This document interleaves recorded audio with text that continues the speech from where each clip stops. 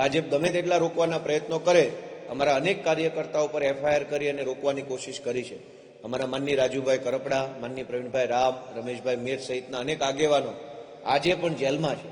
અમારા કાર્યકર્તાઓને રોકવાની કોશિશ થઈ, છતાં અમે ન રોકાયા. તો અમારા કાર્યક્રમોની અંદર હુમલાઓ કરાવવાની ઘટના બની, છતાં અમે ન રોકાયા. તો હવે અમારા કાર્યક્રમ જ બંધ કરી દેવાની ભાજપે જે કોશિશ કરી છે, એની સામે આમ આદમી પાર્ટી બિલકુલ ડર્યા વગર પૂરી તાકાતથી, પૂરા જોશથી લડશે. કરતાએ પોતાની જગ્યા આપી છે. પ્રાઇવેટ ઇવેન્ટ તરીકે અરવિંદ કેજરીવાલજીની સભા આજે થઈને રહેવાની છે. પણ દુઃખની બાબત એ છે કે અરવિંદ કેજરીવાલ ગુજરાતમાં આવે અને આમ આદમી પાર્ટીના તમામ નેતાઓ ગુજરાતની જનતાને સંબોધિત કરે તો એમાં ભાજપના પેટમાં કેમ તેલ રેડાય છે?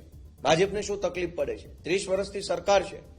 જો સારા રોડ બનાવ્યા હોત, જો સારી શાળા બનાવી હોત, દવાખાના બનાવ્યા હોત, ધક્કા ન ખાવા પડે એવી રીતે લોકોનું કામ થઈ જાય એવી વ્યવસ્થા ઊભી કરી હોત, ભ્રષ્ટાચાર કાબૂમાં કર્યો હોત, તો આજે આમ આદમી પાર્ટીની સભાઓ કેન્સલ કરાવવા માટે ગુંડા ન મોકલવા પડે.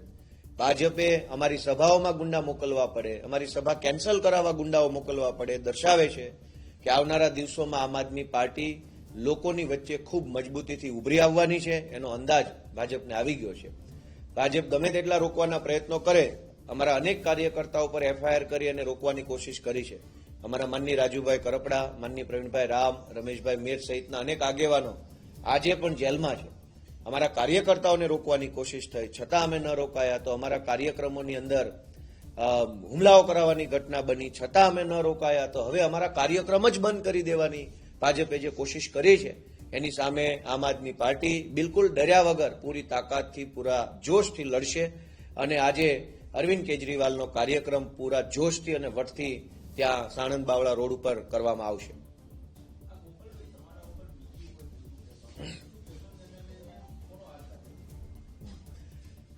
મારી જનસભામાં, ગાંધીધામમાં, રાજકોટમાં, જામનગરમાં અને છેલ્લે માળિયા હાટીનામાં વગેરે વગેરે જગ્યાએ મારી જનસભામાં મારા ઉપર હુમલો કરવાની કોશિશ થઈ. અને આ હુમલો કરાવનાર મને એમ લાગે છે કે ચોક્કસપણે ભાજપ પાર્ટી છે.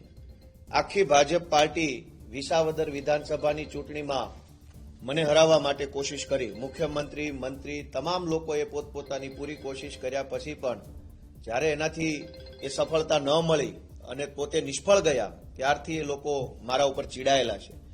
ગુજરાતની આ એક જ એવી પેટા ચૂંટણી છે કે જેનો પડઘો આખા દેશમાં પડ્યો. ભાજપની શરમજનક રીતે વિસાવદરમાં હાર થઈ. ભાજપ આ હારથી બોખલાઈ જઈને, ઉશ્કેરાઈ જઈને મને ખરાબ ચિતરવા માટે, અમારી પાર્ટીને ખરાબ ચિતરવા માટે, લોકોમાં ભય ફેલાવવા માટે થઈ અને છાશવારે આવા હુમલાઓ મારા ઉપર કરાવવાની કોશિશ કરે છે. પણ હું ભાજપથી ડરતો નથી ને ભવિષ્યમાં ડરવાનો નથી. આજે કદાચ જૂતું મારે છે, કાલ મને છરી કે તલવાર મારી દેશે, તો પણ હું ભાજપની સામે લડતો રહીશ.